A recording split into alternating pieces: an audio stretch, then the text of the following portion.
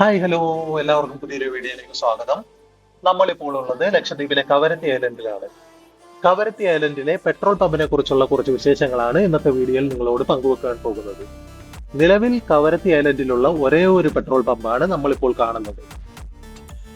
ഈ പമ്പ് നിലവിൽ വരുന്നതിന് മുമ്പ് ഇവിടുത്തെ വാഹനങ്ങൾക്ക് പെട്രോൾ നൽകിയിരുന്നത് നമ്മുടെ നാട്ടിലൊക്കെ റേഷൻ കടയിൽ മണ്ണെണ്ണ വിതരണം ചെയ്തിരുന്നില്ലേ, അതുപോലെ തന്നെയായിരുന്നു ഇവിടെ പെട്രോൾ വിതരണം ചെയ്തിരുന്നത്.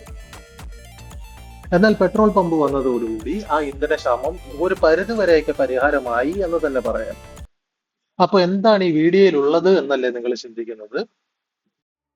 അതെ, ഇടക്കാലത്ത് പെട്രോൾ കിട്ടാതായപ്പോഴേക്കും ദ്വീപിലെ ഭൂരിഭാഗം ആളുകളും അവരുടെ ടൂ വീലേഴ്സ് എടുത്തിട്ട് പെട്രോൾ അടിക്കാനായിട്ട് വന്ന് ക്ഷമയോടെ ക്യൂവിൽ നിൽക്കുന്ന കാഴ്ചയാണ് ഈ കാണുന്നത്.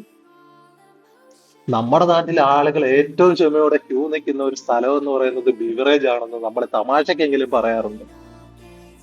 ദ്വീപിൽ ഇത്രയധികം ഇരുചക്ര വാഹനങ്ങൾ ഉണ്ടെന്ന് മനസ്സിലായ ഒരു ദിവസവും കൂടിയായിരുന്നു ഇത്. അതിനൊരു കാരണമുണ്ട് കേട്ടോ. ഇവിടെ കൂടുതലും ആളുകൾ ടൂ വീലേഴ്സ് മാത്രമാണ് ഉപയോഗിക്കാറുള്ളത്.